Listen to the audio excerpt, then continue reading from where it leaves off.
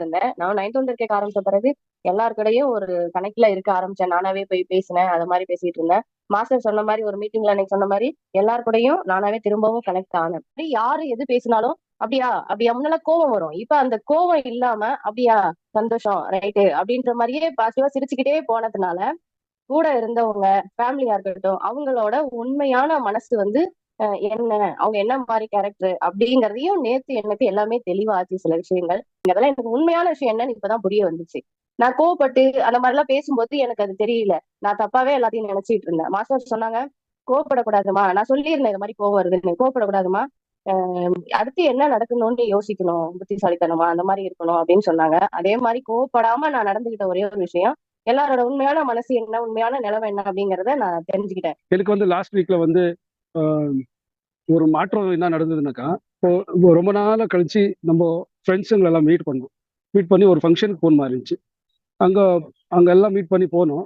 போறப்போ ஒரு 7 பேர் போயிருந்தோம். 7 பேர்ல நான் விட்டுட்டு மிச்ச பேரெல்லாம் அவங்க எல்லாரும் அவங்களுக்கு என்னென்ன தேவை, எப்படி வரணும், எப்படி பேசணும், நார்மலா பேசுறாங்க. அப்படின்னாக்கா இப்போ சாமானிய மக்களுடைய அந்த திங்கிங் ப்ராசஸ் தாட்ஸ் எப்படி இருக்கோ அப்படியே பேசுறாங்க.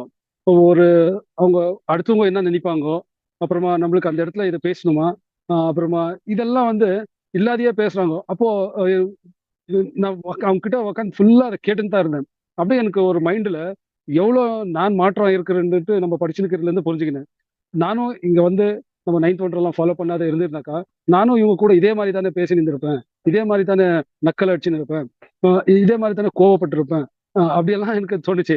அது அப்படியே நினைச்சு மைண்ட்ல ஒரு மாதிரியா ஆம், ஒரு சந்தோஷமான ஃபீலிங் வந்து புரிஞ்சுது எனக்கு. நம்ம எவ்வளோ மாற்றம் இருக்கும், எந்த இடத்துல நம்ம பேசணும், எந்த இடத்துல நம்ம பேசக்கூடாது, அப்புறமா என்ன மாதிரி விஷயம் பேசணும், அப்புறமா பேசுங்களுக்கு நம்ம அவங்க பேசுறதுக்கு நம்ம கேட்குற ஒரு அந்த டைம் கொடுக்கறது. ஸோ இதெல்லாம் வந்து நம்ம ஃப்ரெண்ட்ஸ் கிட்ட யாருக்கிட்டையுமே இருந்தில்ல. இது பார்த்து ரொம்ப சந்தோஷம் ஆச்சு. அப்புறமா அந்த ஃபங்க்ஷன்ல போகும்போது அந்த ஆட்டிடியூட் எல்லாம் பார்த்து சில பேர் என்னவே ஃபோக்கஸ் பண்ணி இன்வைட் பண்றாங்க. நீங்க வாங்க, என் பேர் சொல்லி கூப்பிட்டு அப்படின்னு இல்லாண்டாம். எனக்கு ஒரு ஒரு ஷை மாதிரி கூட ஆச்சு. இத்தனை பேரை நம்மளவே கூப்பிடுறாங்க அப்படின்ட்டு. ஸோ இந்த மாற்றம் வந்து நம்ம இந்த 9th ஒன்றர்ல இந்த படிக்கிறதுனாலையும் எம்எம்ஜினாலையும் ஸோ நிறைய இந்த நம்மளுடைய அந்த கௌரவன்றதோட நம்ம எந்த இடத்துல எப்படி இருக்கணும், எப்படி பேசணும், பர்சனாலிட்டி அப்படின்ட்டு குருஜி எல்லாம் சொல்லியிருக்காரு இல்லையா, அந்த மாதிரி விஷயம்.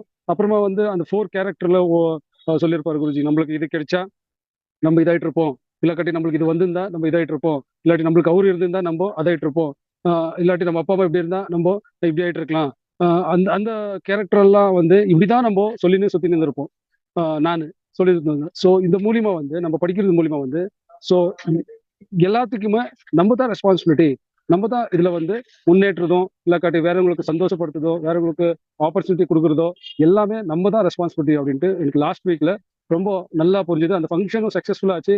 ஒரு யாரைனா பேசினாலும் நம்ம மைண்ட்ல எந்த ஒரு தாட்ஸ் இல்லாத, அவங்க பத்தி வேற எது பேசினாலும் அவங்கள பத்தி நம்ம எதுவும் நினைக்காத, நம்ம தெரிஞ்சுன்னு போயின்னு இருக்கணும், படிச்சுன்னு போயின்னு, அதனால நம்ம இதை அவாய்ட் பண்ணின்னு இருக்கோம். அவங்க தெரியல, அவங்களுக்கு அவங்க படிக்கல, அவங்க முன்னேறல, அதனால அவங்க பேசுறாங்க, அதுக்கு நம்ம வேற எதுவுமே சொல்ல போகக்கூடாது. அப்புறமா இன்னொரு பாயிண்ட் சொல்லதான், அவங்க எதனா ஒன்று சொல்லிட்டாக்கா இது அப்படி இல்லை இப்படின்னு சொல்றதும் நம்ம வழக்குல இருந்திருக்கோம்.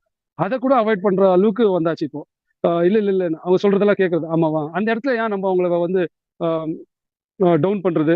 அது இண்டிவிஜுவலா கிடைக்கிறப்போ இல்ல நம்மளவே அவங்க கேட்டாக்கா பர்சனலா அப்போ நம்ம சொல்லலாம். அந்த இடத்துல அவங்க சொல்றதுக்கலாம் ஓகே ஆச்சு ஓகே அப்படின்னு சொல்றது விஷயத்துல இருந்து பிடிச்சி எல்லாமே நம்ம லாஸ்ட் வீக்ல வந்து நல்ல எக்ஸ்பீரியன்ஸ் ஆச்சு. Thank you sir.